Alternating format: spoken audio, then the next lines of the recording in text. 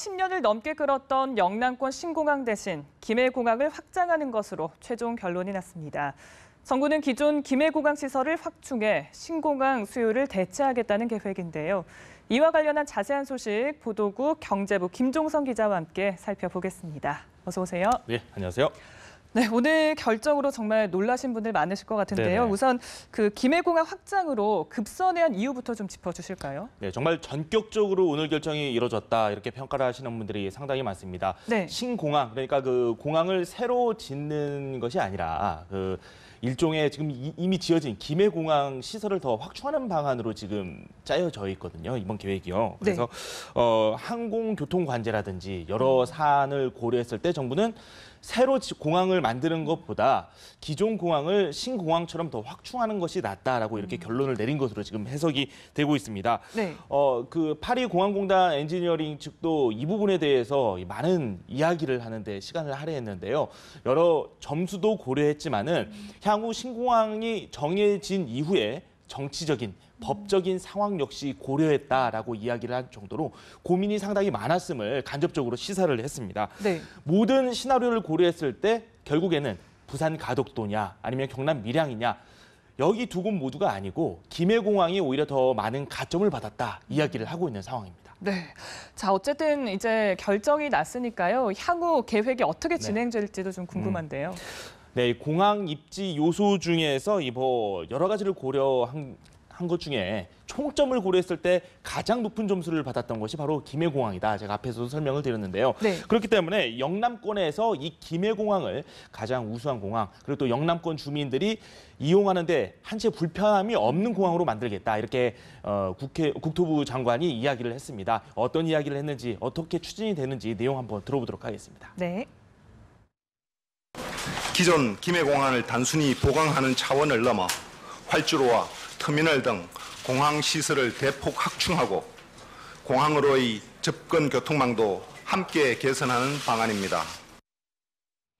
네, 강호인 장관 지금 표정을 봤더니 상당히 피곤해 보이지 않습니까? 그만큼 그러네요. 고민이 깊었다라는 점을 알 수 있고요. 일단은 올해 예비 타당성 검사를 하게 됩니다. 그래서 이 예비 타당성 검사를 통과를 해야지 실질적으로 이 공항 설계라든지 기본적인 계획들이 쭉쭉 나올 수 있는 상황이거든요. 어느 정도 걸릴 것이냐, 한 10년 정도 더 걸릴 것으로 예측이 나오고 있고요. 실제 확장된 공항을 우리가 그리고 또 경남 주민들이 이용을 할 수 있는 연도는 2026년도가 되지 않을까 이런 예상이 나오고 있는 상황입니다. 네.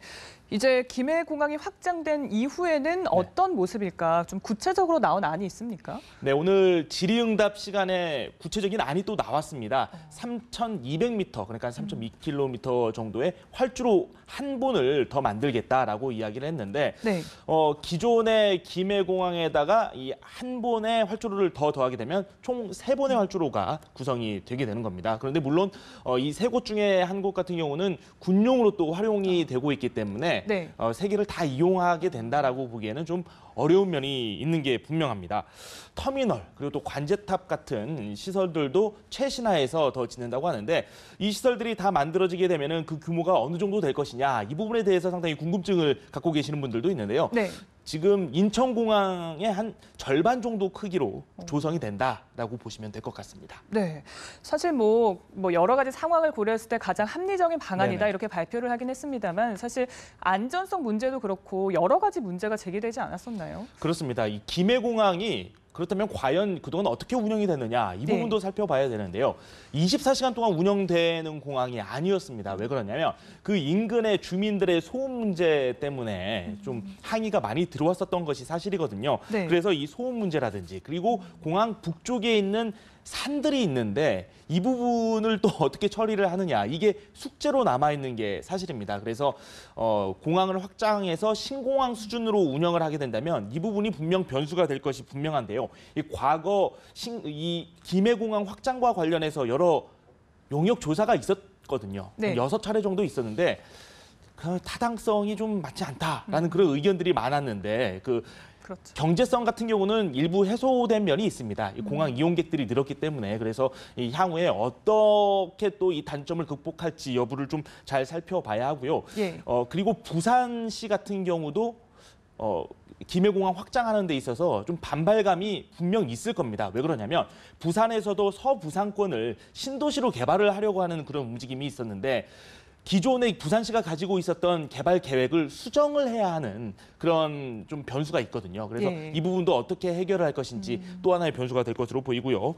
과연 정부가 이 단점을 어떻게 극복할지 그 부분에 대한 관심도 현재로서는 커지고 있는 상황입니다. 그러네요. 이제 시작인 것 같습니다. 여러 가지 과제가 놓여 있는데 글쎄요. 가덕도냐 밀양이나 각 지역을 지지했던 지역사회 그리고 정치권은 지금 어떤 반응을 보이고 있습니까? 네, 저희가 지금 이 대담을 시작하기 전에 뉴스 리포트를 통해서 살펴봤는데요. 이 밀양시 그리고 또 부산시 각 지자체 수장들이 나와서 유감이다, 뭐 국민들을 우롱했다 이런 격앙된 반응을 내놓고 있는 상황입니다. 네.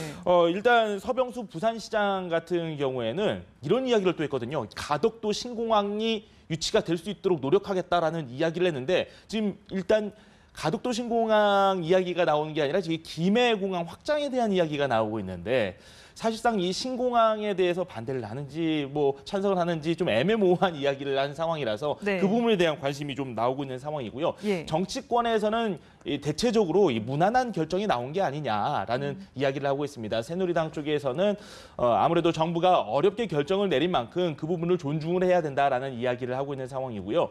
그리고 야당 쪽에서도 일단은 무난한 결정을 했다. 하지만 그동안 정치권에서 좀 여러 가지 논란이 있었고 지역 갈등을 조장한 부분에 대해서는 국회 차원에서 책임을 좀 물어야 되는 게 아니냐라는 그런 의견들도 있었기 때문에 네. 당분간 이 부분을 놓고 치열한 공방이 있지 않을까 이렇게 조심스럽게 예상을 하시는 분들도 있습니다. 네. 지역사회는 어떻습니까? 지역사회도 아무래도 좀 아직까지는 격앙돼 있는 상황이죠. 저희가 아까 머리를 빡빡 밀고 계시는 분들도 있었고요. 예. 그만큼 기대감도 컸었고 그리고 다른 곳으로 공항이 유치되지 않을까 전전긍긍하던 분들이 상당히 많았는데 뭐 원 케이스, 투 케이스 이런 부분이 아니라 전혀 생각하지도 않았던 그런 부분들이 결정이 된 터라서 네. 이 부분에 대해서도 좀 아직까지는 받아들이기 좀 어렵고 네. 정부가 결국에는 우리를 우롱한 게 아니냐 이렇게 격앙된 반응을 보이고 있어서 네. 이 부분을 좀 수습하는 데 있어서도 시간이 좀 더 걸리지 않을까 이렇게 그러네요. 예상이 되고 있습니다. 네. 기대감이 큰 만큼 허탈감이 크다 이렇게 말씀해 맞습니다. 주셨는데 네. 어쨌든 최종적으로 김해공항 확장이라는 결론이 났다는 소식 다시 한번 전해드리면서 마치겠습니다. 오늘 경제부 김종선 기자와 함께했습니다. 고맙습니다. 네.